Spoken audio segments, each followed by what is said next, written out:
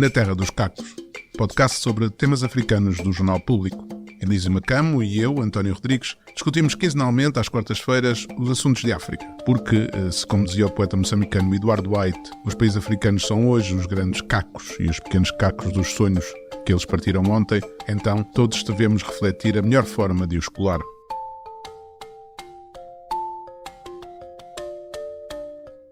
Bem-vindos a este que é o 20º episódio deste podcast sobre temas africanos. Desta vez, eu e o professor Elísio Macamo vamos falar dessa democracia que o Ocidente parece gostar tanto, o Ruanda, onde o presidente Paul Kagame voltou a ganhar as eleições presidenciais com um resultado avassalador.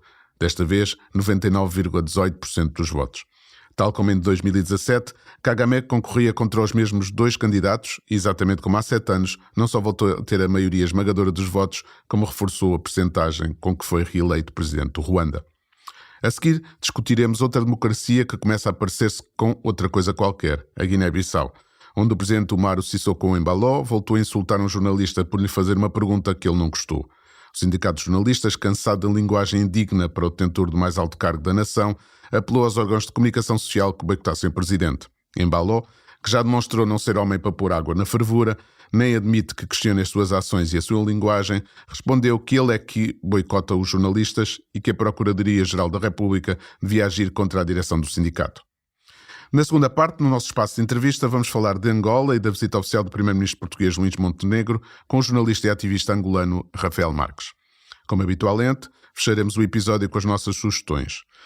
Em 4 eleições presidenciais no Ruanda, Paul Kagame obteve 95% dos votos em 2003, 93% em 2010, 98,8% em 2017 e agora 99,18%.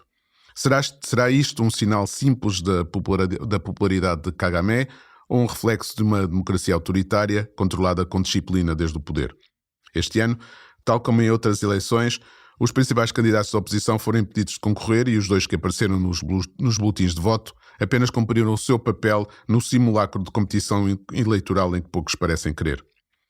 Para os apoiantes de Kagame, que acreditam na aspiração do presidente em transformar o país na Singapura da África, os meios justificam os fins e a memória do genocídio de 94, em que 800 mil ruandeses, na sua maioria de tutsis, foram assassinados, continua muito presente para arriscar numa disputa política que possa enfraquecer o poder e acirrar de novo as divisões étnicas. Para os críticos de Kagame, aquilo que veem é um regime com tiques autoritários que são mais comuns na Coreia do Norte. Professor, o que pensa desta democracia ruandesa? Será que o sonho de Singapura vale a pena para aquilo que está a passar por lá?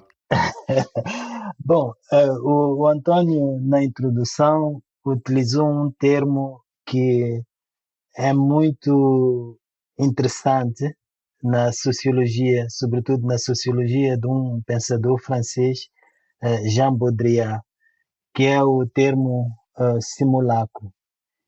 E ele define o simulacro como a representação fiel daquilo que não existe. E é um pouco, também uma boa descrição daquilo que se passa no Ruanda. Porque para algumas pessoas, o que se passa no Ruanda podia ser a representação fiel de uma suposta democracia africana. Portanto, uma democracia que é baseada, digamos assim, na popularidade do líder. Portanto, democracia não é definida como sendo aquele instrumento que sociedades utilizam para controlar o exercício do poder e, ao mesmo tempo que se preserva, se salvaguarda os direitos de cidadania, mas como um instrumento de realização de fins máximos. E o fim máximo seria a criação de uma Singapura, né? Então, mais do que a representação da democracia africana ou de uma suposta democracia africana ou da realização do sonho de Singapura, de uma Singapura africana, o que nós estamos a ver no Ruanda é realmente a perversão de tudo aquilo que justifica a existência de países africanos como entidades soberanas e independentes. Porque essas entidades, esses países existem para proteger a dignidade dos seus povos. E qualquer situação, qualquer regime político que falhe nesse desiderato está a falhar em relação, portanto, está a negar o próprio projeto de independência africano. E é o que nós estamos a ver no Ruanda. É verdade que há sempre aquela tentação de, como o António também referiu, a tentação de olhar para estas coisas na perspectiva dos fins que justificam os meios, né? Mas mesmo aí, o grande problema é que não são muitos os exemplos de países que lograram os seus fins pervertendo a democracia. É verdade que nós olhamos, por exemplo, para a China, não é? Nós olhamos agora para o Ruanda e nós ficamos com aquela impressão de que esta é a única maneira que existe para que países como o Ruanda logrem um sucesso econômico, né? Mas nós esquecemos vários outros casos de países em África que optam também pelo autoritarismo e terminam muito mal, não é? O Burundi ali ao lado é um exemplo, não é? E pronto, temos em toda a África exemplos de uma opção autoritária que não dá certo, né? Apenas cria problemas. Então, é isto que me ocorre dizer em relação a esta democracia africana, entre aspas, né? Aquilo que está acontecendo no Ruanda. Há muita gente que, quando se fala de democracia em África, há muitos africanos que dizem que a democracia é um modelo ocidental importado e que em África o que deveria haver era aquilo que havia antes, ou seja, os chefes que herdam, os chefes tribais e tudo mais. Que eu acho que é sempre uma justificação para um poder autoritário, mais do que outra explicação de uma qualquer ideia de que em África a democracia não pode existir. Normalmente isso acontece muitas vezes em países autoritários. Sim. Olha, esses são equívocos, né? Infelizmente, é um equívoco que tem muita popularidade no continente. E não só ao nível, digamos assim, de populares, mas mesmo ao nível da classe académica, da elite académica do continente. Olha, já em 1996, um grande académico africano do Uganda, Mahmoud Mamdani, escreveu uma obra que continua para mim a ser uma grande referência para a ciência política africana. A obra chama-se Cidadão e Súdito, né? E ele tenta explicar o colonialismo em África com recurso a esses dois conceitos, onde ele mostra que o conceito de cidadania eh, foi usado no período colonial eh, para identificar e descrever os europeus, os brancos em África, né? Portanto, as pessoas que têm tanto a capacidade de exercer tanto o uso das suas faculdades mentais, a razão, né? E que por causa disso essas pessoas podem fazer parte de um sistema político todo ele regulado pelo direito. Ao passo que existem outras pessoas que são os súditos, e essas pessoas não têm direitos de cidadania, porque essas pessoas são regidas, não sei, pelo direito costumeiro, consuetudinário, e que, portanto, são pessoas que devem obediência, não exercem a cidadania. Então, esse livro é muito bom, porque o que ele faz é mostrar, por exemplo, que o sistema do apartheid na África do Sul era, na verdade, a consumação desse projeto colonial. Quer dizer, se em todos os países africanos o projeto colonial tivesse sido levado ao fim, teria terminado como na África do Sul, com uma grande separação entre aqueles que são cidadãos e aqueles que são apenas sujeitos do poder, né? Súditos, né? Como numa monarquia absoluta. Então, o que é estranho é ver no continente africano regimes políticos instituídos pelos próprios africanos a nos levar para essa situação, não é? Em que há uma clara separação entre aqueles que são cidadãos, que são muito poucos, não é? E aqueles que são pura e simplesmente súditos, que são a maioria. E é exatamente isso que está a acontecer no Ruanda. Infelizmente, é exatamente isso que está a acontecer no Sahel, com as novas ditaduras militares. E é o que está a acontecer em muitas democracias em retrocesso, como por exemplo no caso moçambicano ou no caso angolano. Não é? É que nós estamos a levar a lógica colonial ao seu fim. Né? Então é um grande problema. Agora, o outro problema, António, é que há uma grande incompreensão do que é a democracia. Eu noto isso nas conversas, nas discussões e por aí fora, que existe esta incompreensão. Por exemplo, começa logo com esta ideia de que a democracia é um conceito externo ao continente africano. Não é. Isso não é verdade. Naturalmente que se a gente optar por uma definição formal da democracia, a gente vai acabar por aí, vai terminar aí. Mas se a gente procurar entender o que é que isso significa, que valores é que esse conceito procura proteger, a gente há de ver que isso não é diferente daquilo que nós também valorizamos nas nossas culturas. Que cultura é que não valoriza a dignidade humana? Que cultura é que não valoriza a tolerância? Que cultura é que não valoriza o respeito pelas diferenças e por aí fora? Todas as culturas valorizam isso.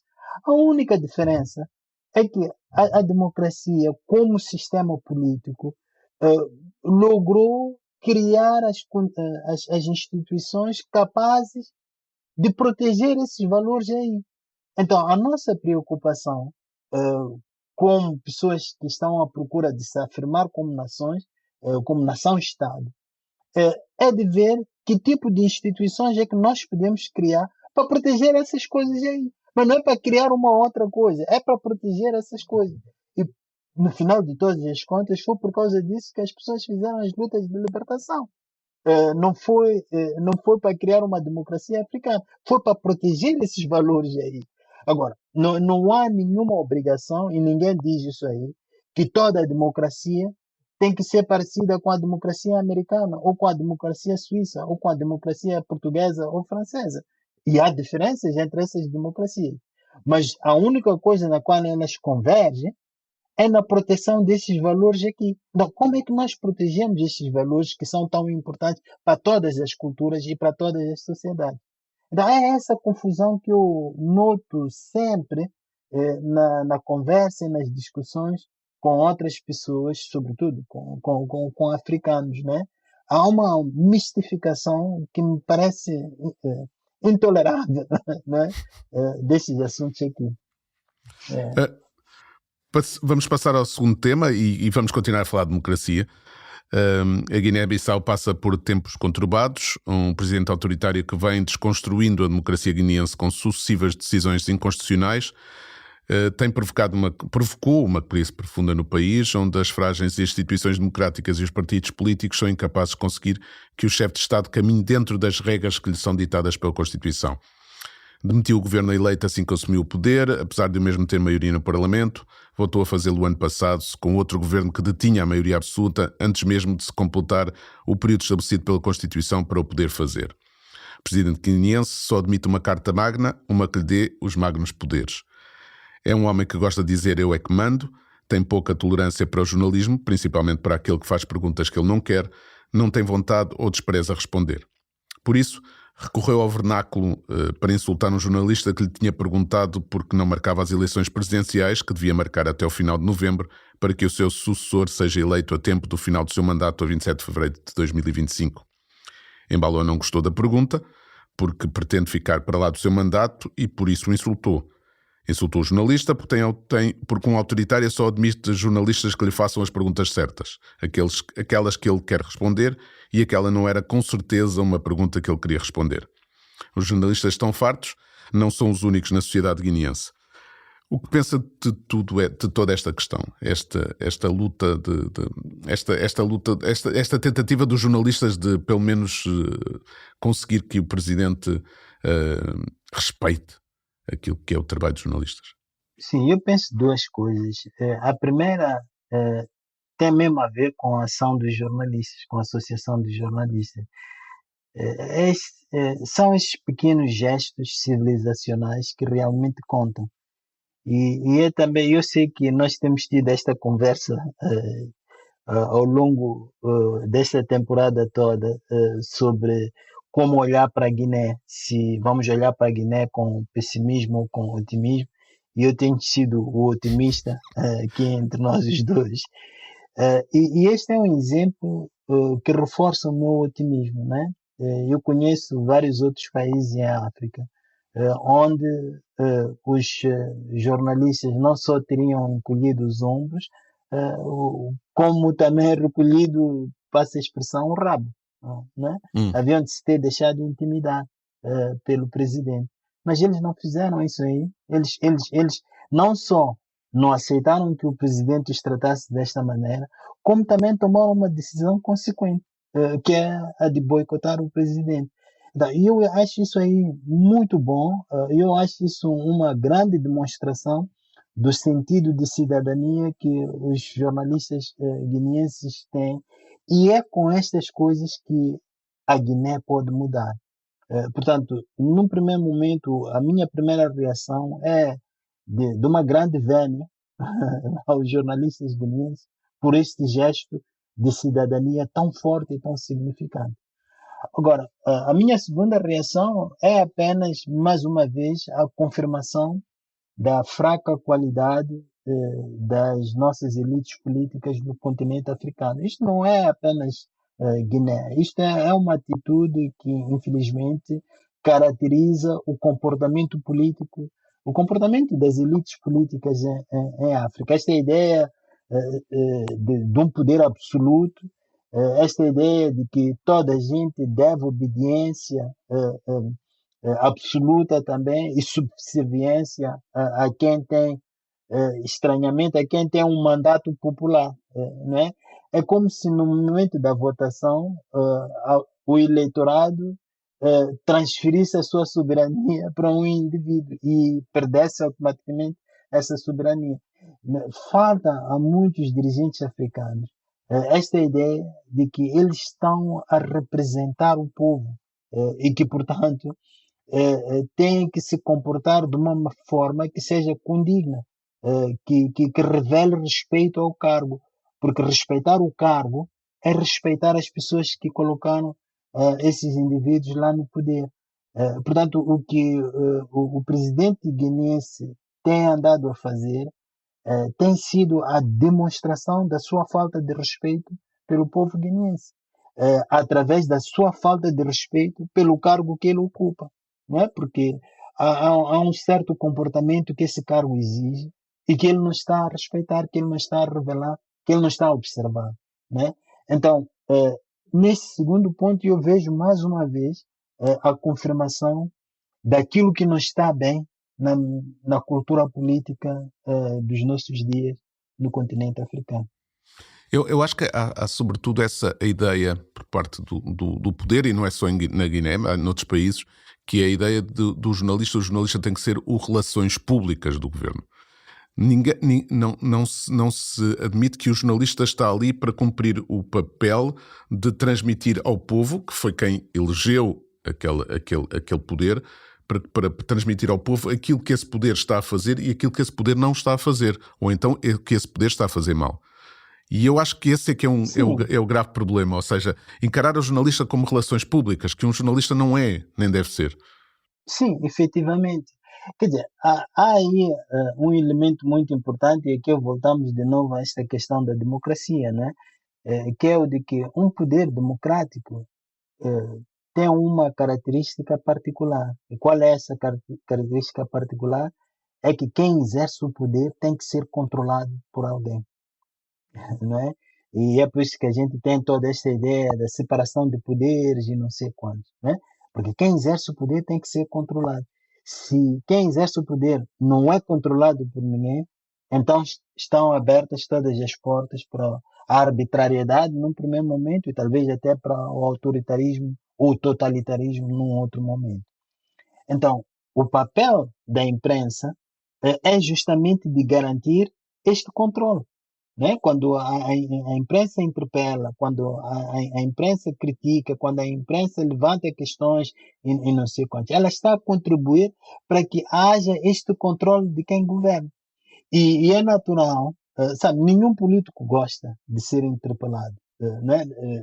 Não há, ninguém nasce como político e automaticamente preparado para aceitar esse controle. Só que há sistemas políticos que obrigam a pessoa a aceitar esse controle e há sistemas políticos que podem ser pervertidos pelos próprios políticos para que esse controle não exista. Infelizmente é o que está a acontecer na Guiné. Esta hostilidade ao jornalismo, esta falta de respeito ao cargo e ao jornalista, é uma maneira de recusar o controle do exercício do poder. Sim, e ainda por cima, quando o Poder Judicial neste momento também está instrumentalizado na Guiné-Bissau, ou seja, o Presidente e o Vice-Presidente do Supremo Tribunal, que deviam ser eleitos, foram escolhidos pelo Presidente. A Comissão Nacional de Eleições continua com a mesma direção, que não foi eleita de novo, e que também é favorável ao Presidente. E temos um Presidente que resolveu marcar eleições legislativas e não presidenciais e, portanto, está nitidamente a querer continuar no poder para lá do seu mandato. Se não houver sequer os jornalistas para poder, de alguma forma, denunciar isso, por menos poder que possa ter, e a imprensa guineense sofre e tem sofrido muito durante este mandato, e não só antes, também já sofria. Eu acho que, ou seja, eu acho que está neste momento essa ideia do checks and balances está completamente desequilibrado na Guiné-Bissau. Sim, completamente. E saber se é mais um problema que se adiciona à fragilidade da própria liderança. É claro, há sempre um aspecto que a gente deixa de fora aqui e que nunca devia deixar de fora, que é a questão da integridade ou honestidade intelectual das pessoas. Por exemplo, as pessoas que de livre vontade se deixam instrumentalizar. Portanto, os juízes que se deixam instrumentalizar. Sabe, não é possível exercer poder autoritário sem um conluio de algumas pessoas, não é? E então nós não podemos tirar esse aspecto também da equação, né? Olhar para as pessoas que não têm honestidade intelectual suficiente para recusar fazer certas coisas. Praticamente em todos os países onde as coisas correm mal, elas não correm mal simplesmente por causa da violência de quem governa. Correm mal também por causa do conluio. É preciso que haja muita gente conivente para que essas coisas aconteçam. E, infelizmente, Guiné não é exceção nisto, e é por isso que a luta pela civilização política da Guiné é ainda mais difícil do que ela poderia ser, dadas as circunstâncias. Né? E com isto chegamos ao final da nossa primeira parte. A seguir vamos conversar com o jornalista e ativista angolano Rafael Marques, diretor do site Macangola, que se tem dedicado nos últimos tempos menos ao jornalismo e mais ao Folo, o seu centro de estudos para a boa governação. Não querendo com isto dizer que deixou de ser um observador atento da realidade angolana. É por isso que, antes de falarmos um pouco do trabalho do UFOLO e porque o primeiro-ministro português Luís Montenegro chegou esta terça-feira a Luanda para uma visita oficial, que gostava de lhe perguntar em que estado está Angola neste momento e será que Portugal pode ajudar em alguma coisa? Os problemas de Angola, de momento, têm muito a ver com falta de liderança e de falta de visão para o bem comum. É fundamental que haja uma certa sintonia entre os interesses daqueles que o governam e os interesses dos governados. E neste momento não parece haver agendas comuns entre os interesses da maioria da população e os interesses de grupos instalados no poder. E enquanto não conseguimos resolver esta questão, não temos uma visão para a construção de um país onde cabem todos e onde os recursos do país estejam ao serviço da nação e onde os dirigentes estejam ao serviço do povo, dificilmente conseguiremos absorver a ajuda daqueles que, a partir do exterior, querem investir em Angola e querem dar o seu contributo para o desenvolvimento de Angola. A Amnistia Internacional pediu a Luís Montenegro que falasse sobre direitos humanos com o Presidente João Lourenço nesta visita. Ninguém estará a pensar que o Primeiro-Ministro português o vai fazer, mas se fosse, quais seriam as principais violações de direitos humanos que estaríamos a falar em Angola neste momento? Nós, enquanto cidadãos angolanos, devemos ter a capacidade de resolver esses problemas internamente, fazer essas denúncias internamente, como têm sido feitas por várias organizações, e forçar o governo a mudar de posição. Porque, em princípio, a Constituição angolana não prevê a violação dos direitos humanos, antes pelo contrário, protege,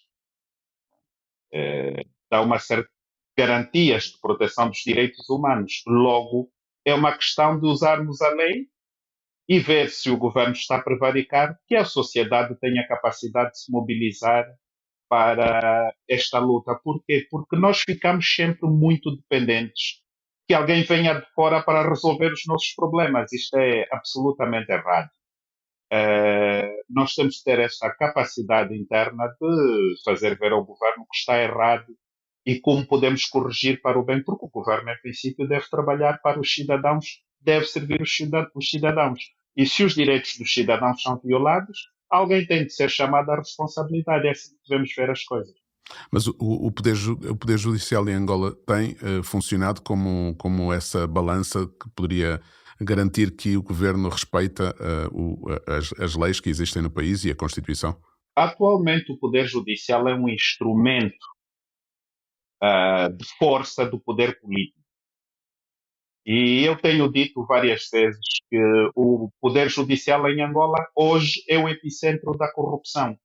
Portanto, não podemos contar com o Poder Judicial para a proteção dos direitos dos cidadãos, mas é precisamente aí onde devemos começar. Exercer maior pressão para que este poder seja independente, seja funcional e sirva à justiça com imparcialidade. Sirva os cidadãos, governo com imparcialidade. Neste momento não temos isso, mas são essas discussões estruturais, estruturantes, que nós devemos ter no sentido de contribuirmos para as reformas que se impõem ao nível da administração da justiça e da administração do Estado. Mas há espaços na sociedade angolana para haver essa discussão? Claro que há. Os espaços existem. Precisamos é de usar mais, como diria, precisamos é pôr os cérebros a funcionar. Porque eu não tenho visto casos de pessoas que se reúnem politicamente, discutem ideias, apresentam ideias intelectuais e são presas por isso. Portanto, nós temos esse espaço de diálogo que deve ser melhor aproveitado, deve ser melhor gerido. Professor. Rafael Marques, eu notei no relatório da organização, da UFOL, que vocês têm atividades que envolvem também entidades públicas, né? O Ministério da Educação, os serviços prisionais e por aí fora. Isso significa que há possibilidade de um maior diálogo entre a sociedade civil e o aparelho do Estado e os governantes, e será isso que dá ao Rafael Marques o otimismo que parece estar a ter aqui em relação à possibilidade de mudança? Sim, há este espaço. Por exemplo, nós temos advogado publicamente para a orçamentação das escolas primárias e temos uma parceria, escolas primárias públicas, com o Ministério da Educação e realizamos colóquios públicos em que o próprio Ministério das Finanças também participou e advogamos a orçamentação das escolas primárias em Angola. Por quê? Porque as escolas primárias não são unidades orçamentais em Angola. São da tutela das administrações municipais, não recebem verbas para a sua manutenção, nem para a sua gestão, para além dos salários que são pagos aos professores. E é uma situação que vem de décadas. E nós temos de corrigir isso porque, neste momento, a população infantil, 40% da população em Angola tem menos de 14 anos e grande parte dessa população está no ensino primário de primeiro ciclo. E se essa população é deixada sem um orçamento para que as escolas sejam limpas, para que tenham um mínimo de condições de ensino e aprendizagem, nós estamos a mutilar várias gerações futuras de angolanos. E esta é uma questão também de violação dos direitos fundamentais dos angolanos, porque são crianças que estão a crescer com pouca capacidade de absorção de conhecimentos por causa das condições em que lhes são apresentadas, as condições em que eles podem exercer o seu processo de aprendizagem. E mais, temos feito isso publicamente, temos advogado publicamente e esperamos que o governo tenha sensibilidade suficiente para garantir que, a breve trecho, as escolas primárias em Angola sejam orçamentadas. E há casos muito básicos que nós temos de discutir. Por exemplo, uma escola primária nem sequer pode ter uma conta bancária, a menos que seja autorizada pelo Ministério da... Em termos estruturais, é como se não existisse. Então, nem sequer podem, por exemplo, ter uma conta bancária para os pais contribuírem para a limpeza da escola. Essas contribuições ou são entregues ao diretor, em mãos, ou para a conta do diretor da escola, o que cria outro tipo de problema. Então, temos de começar a ver essas questões estruturais, temos de discutir de forma muito aberta, crítica, mas no sentido construtivo. Porquê? Porque não podemos continuar a falar apenas dos pontapés que as pessoas levam na rua, quando também temos aqui casos de milhões de crianças que basicamente estão excluídas do futuro do país. Eu fiquei muito interessado na sua primeira reação quando falou do problema da liderança, né? E naturalmente aí sempre levanta essa questão de saber se realmente é um problema de liderança ou é um problema estrutural do próprio sistema político. E o que é que precisaria de ser mudado para que o sistema político garantisse melhor liderança, né? Tanto que a liderança não viesse apenas do próprio indivíduo, mas que viesse das exigências do sistema político. Então, fiquei muito interessado, muito fascinado com o fato de o folo Sim, Elísio, é a questão do ovo, da galinha. é da galinha e do ovo.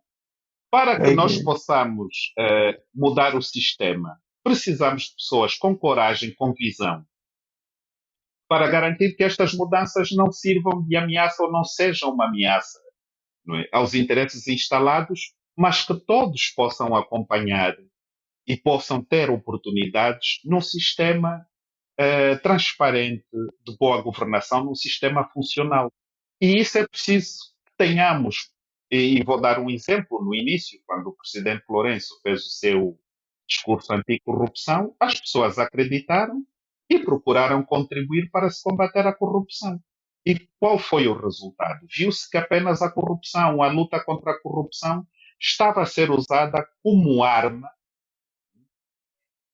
para o ajuste de contas interno no seio do próprio MPLA. Não estava a ser usado para garantir que a sociedade seja funcional, porque lutar contra a corrupção implica, não é, toda uma série de reformas para que as pessoas possam viver de forma mais, por exemplo, viver do seu salário, não é? Viver do seu trabalho formal. E são essas questões que nos faltam ao nível da sociedade civil, é o mesmo. É preciso que hajam indivíduos com capacidade de convocação, de articulação, no sentido de construir essas agendas, porque alguém tem de começar. Construir agendas que sirvam a este interesse comum e que levem a sociedade a apostar não em indivíduos, mas em ideias que sejam congregadoras. mas essas ideias precisam ser vertidas de cabeça. Mas, Rafael, num sistema que normalmente compensa a fidelidade e não aqueles que criticam, é difícil que alguém consiga levantar a cabeça e consiga tentar corrigir aquilo que está mal, não é? É assim, temos de partir do princípio que Angola tem mais de 35 milhões de habitantes. E sempre que falamos no sistema, estamos a falar de quantas pessoas? Não são precisas muitas para dominar. Por quê? Porque é possível, mesmo com todas essas questões conjunturais de opressão, seja de repressão, é possível, estando aqui, lutar contra esses abusos. Para quê? Para garantir que nós encontremos uma fórmula. Esta visão comum de que tanto precisamos, sobre como nós podemos construir o país de maneira diferente. Porque o que é que nós hoje vemos? São interesses de grupos. Só. Quer dizer, a sociedade angolana continua muito fragmentada. Houve essa luzinha de esperança com a saída do G. Eduardo Santos, que nós teríamos uma oportunidade de, com pensamentos diferentes, críticos, quer dizer, construir uma base de governação e uma base proativa da sociedade civil a que fosse empurrar o país para a reconciliação, para o desenvolvimento e para olharmos para estas questões todas que, de facto, fazem recuar o país, como o poder judicial, como a própria fraqueza da sociedade civil, também da própria oposição. Quer dizer, é um problema estrutural da mentalidade angolana e que se vê a todos os níveis. Então, temos de ter esta capacidade de diálogo, de falar de questões, por exemplo, veja esta questão da educação. Como é possível, num país como Angola, o segundo maior produtor de petróleo em Angola, em África, um dos maiores exportadores do mundo, a educação primária, as escolas primárias não são orçamentadas? Quer dizer, e as pessoas acham que isso é normal. Quer dizer, como é que nós vemos na sociedade civil, quantas discussões ouvimos sobre o setor da educação? Então, são gerações que, com a nossa cumplicidade, a nossa própria conivência ou a nossa omissão, permitimos que se destruam várias gerações. Porque a educação é a chave de tudo. E estamos todos os dias a discutir as mesmas coisas. Sendo a educação a chave de tudo, também não há vontade do poder político em dar educação às pessoas, porque sabem que as pessoas mais educadas são aquelas que questionam mais as decisões do poder. Portanto, se o poder se quer manter, é mais fácil controlar por aí, não é? Olha, num dos encontros que nós organizamos, um funcionário público vinha em representação do Ministério e disse: olha, a educação é uma arma e ninguém entrega a arma ao inimigo para disparar contra nós.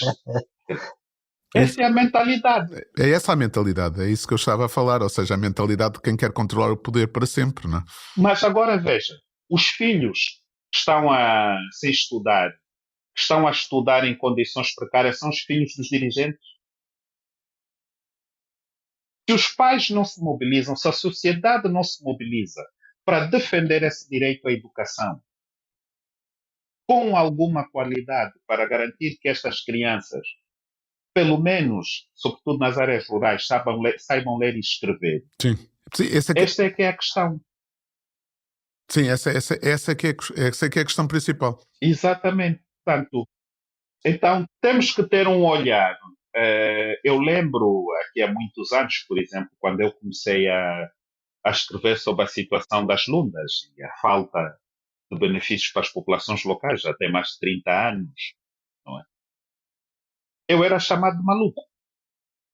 Da mesma forma que eu estar a insistir com a questão da educação, dizer, mas isto não é importante, não é direitos humanos. É fundamental. Alguém tem que falar nisso. Não. E devo dizer que não é a primeira vez que eu me preocupo com a educação primária. Eu, na altura em que representei aqui uma organização internacional de 1998 a 2004, o principal programa, a condição que eu impus para aceitar dirigir essa organização, foi que parte dos fundos fosse para o ensino primário, para um projeto de educação primária. Uhum. Então, é um setor que eu conheço muito bem, no qual já trabalhei no passado. Foram 6 anos. E na altura até conseguimos treinar para aí 4.500 professores. E deixa eu contar uma história engraçada. A determinada altura, descobrimos que os professores de uma determinada localidade não estavam a ser pagos há 3 anos. Mas o dinheiro saía do Ministério. E alguém justificava que por causa da guerra não havia dinheiro para esses professores. Este responsável, sem qualquer alarido na altura, foi preso.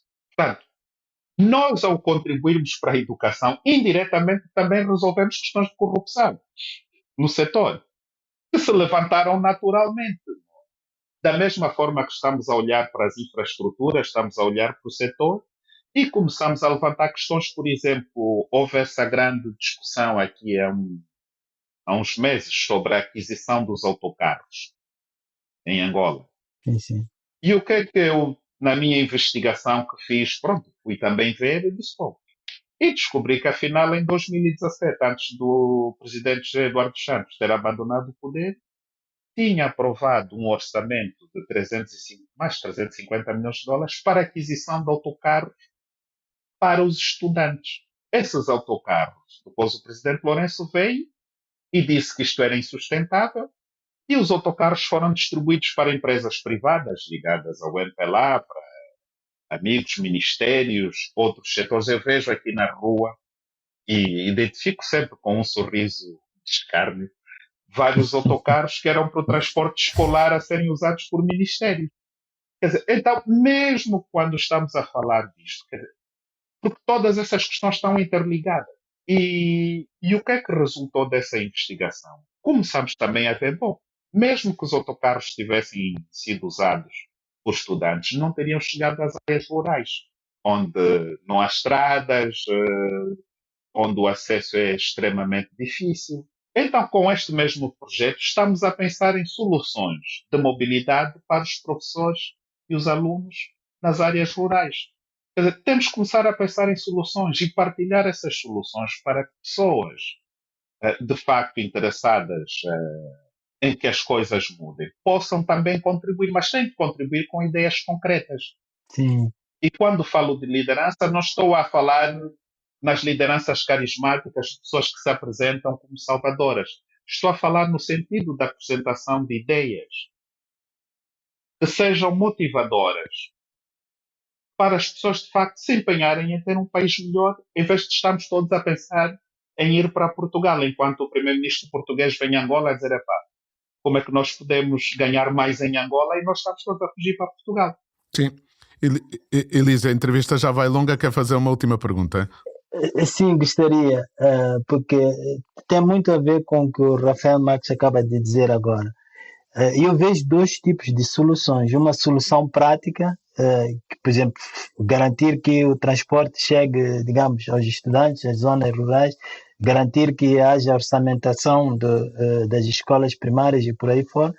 Mas há também a solução política, que é a mudança do sistema político para que seja ele próprio a fazer essas coisas sem necessidade de pressão de fora. Então, de fora, não é? De fora do próprio governo, do partido que está no governo. Então, o que eu gostava de continuar aqui a insistir é realmente em saber como é que esta pressão que vem de fora, como é que estas soluções podem contribuir para a melhoria do sistema político em Angola. As pressões de fora têm a ver com o acesso aos recursos naturais angolanos. E se Angola promete esses recursos, não há quem venha da oposição ou da sociedade civil que possa dizer diferente.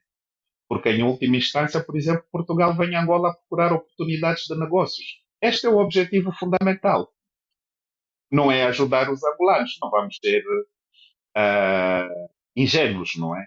Então, Hum, todos os dias no trabalho que nós fazemos, devemos sempre ter em atenção aquilo que de facto está mal e como nós podemos corrigir e quais são as pessoas que também fazem muito mal, têm poder e não servem para ter poder, porque não estão a usar este poder para o bem da sociedade. E também devemos apelar que essas pessoas sejam afastadas ou pressionar para isso ser feito.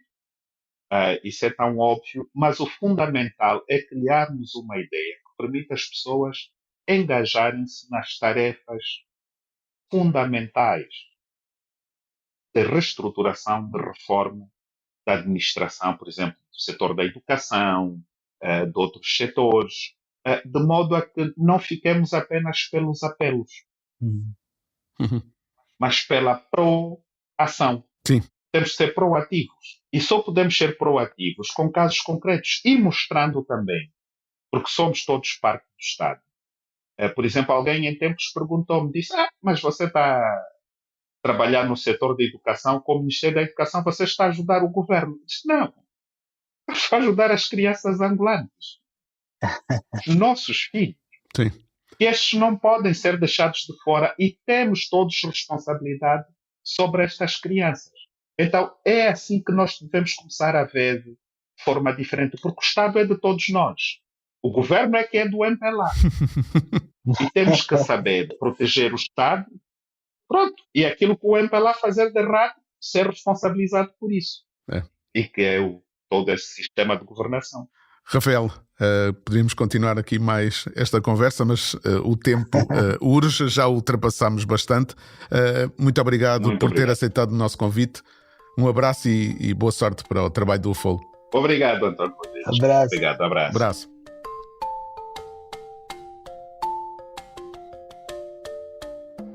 Professor, o que é que nos traz desta vez? A minha pergunta habitual, o que é que nos traz desta vez como sugestão? É uma sugestão de leitura. Filosofia Africana.